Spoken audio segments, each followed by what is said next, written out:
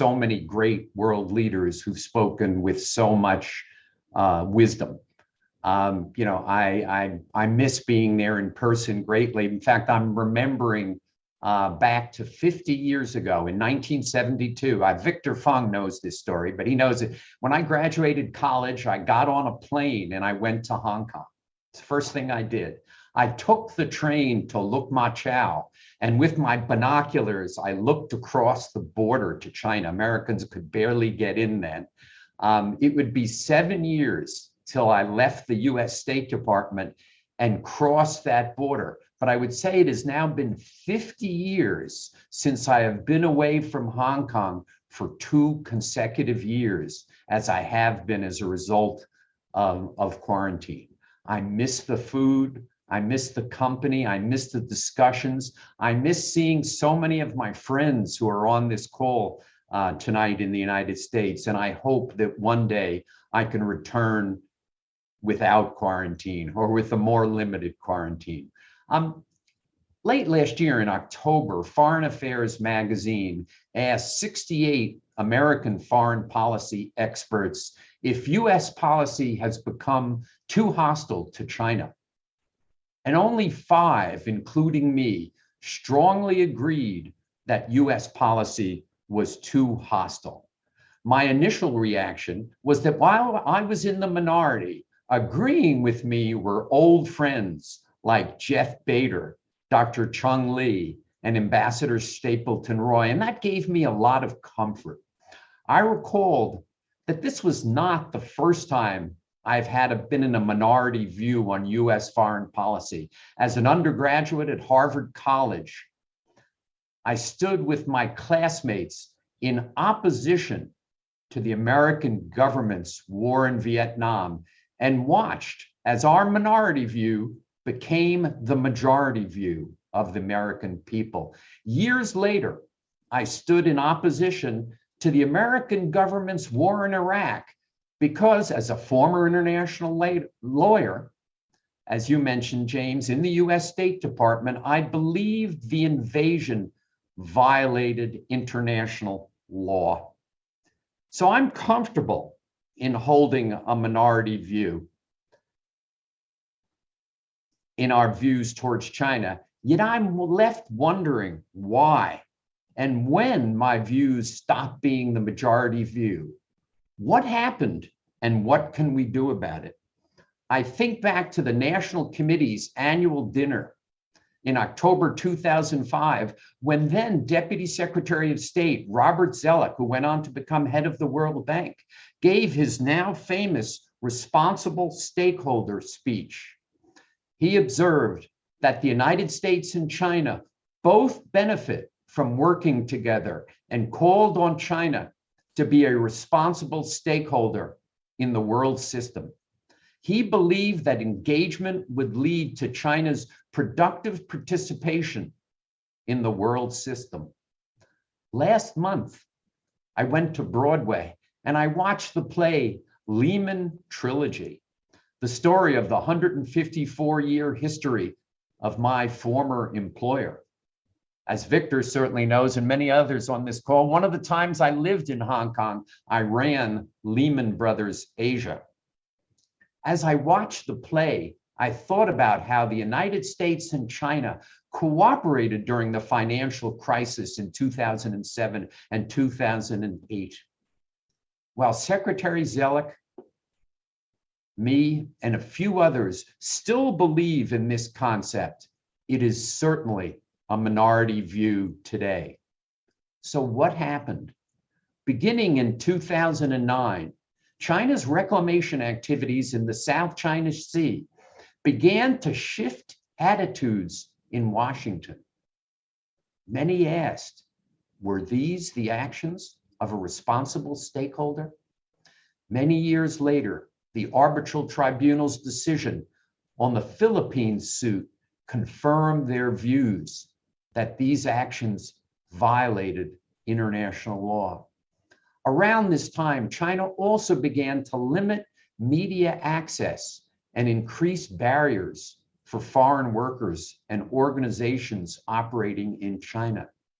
the blocking of Facebook, Twitter, YouTube in 2009, and Google in 2010 cut off a vital pathway for cultural and social exchange. It also increased distrust of China among Americans, especially the younger generation most active on social media. The subsequent blocking of major news outlets like the New York Times and Wall Street Journal beginning in 2012 only made matters worse. Alongside these media's restrictions on research and refusal to issue visas to American scholars also contributed to worsening relations.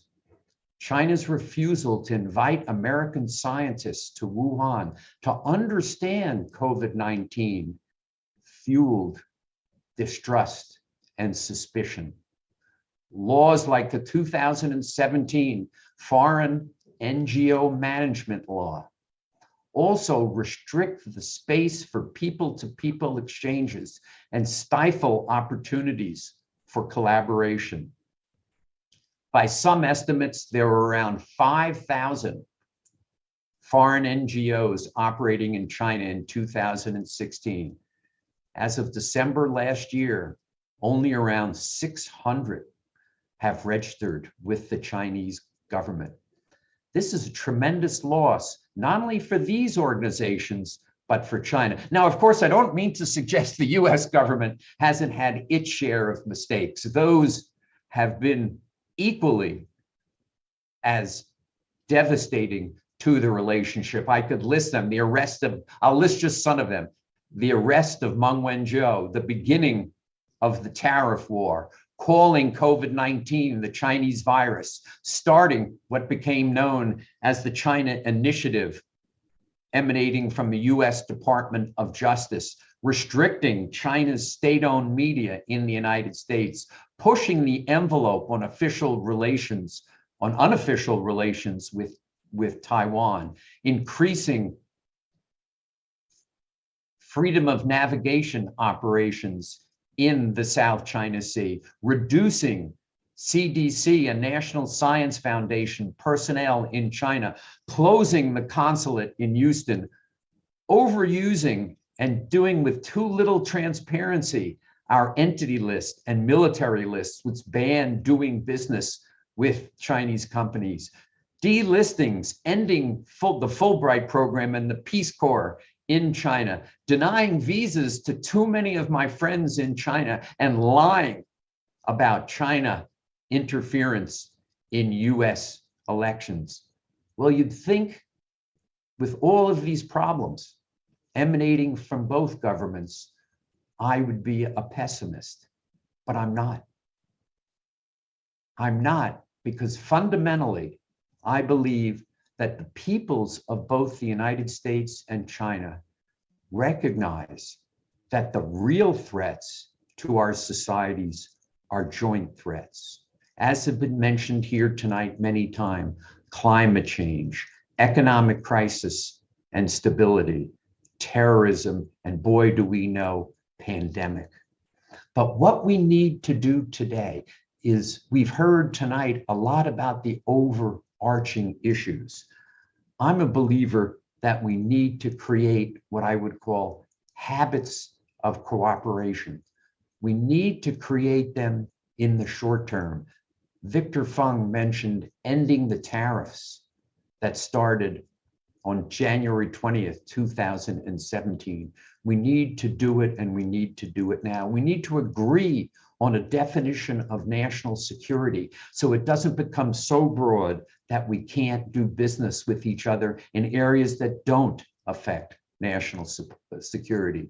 We need to restart scientific and medical cooperation. We need to reopen the Houston and Chengdu consulates. We need to reaffirm the status quo on cross-strait relations. We need to go further down the road on readmitting American journalists to China so the American people can understand what is going on in China.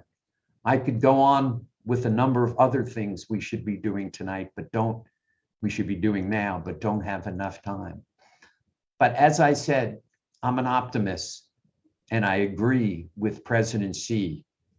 我们有一千条例，有把美中关系搞好，没有一条理由把 There's no reason to sabotage China-U.S. relations. To get U.S.-China relations right, and not one reason to spoil the relationship. As I said at the beginning, just as my views on the Vietnam War went from the minority to the majority, I am convinced that I will again become part of the majority who want a more positive and constructive U.S.-China relations. It is in the interests of the American people, it is in the interests of the Chinese people, and it is in the interests of the world. 谢谢各位, thank you.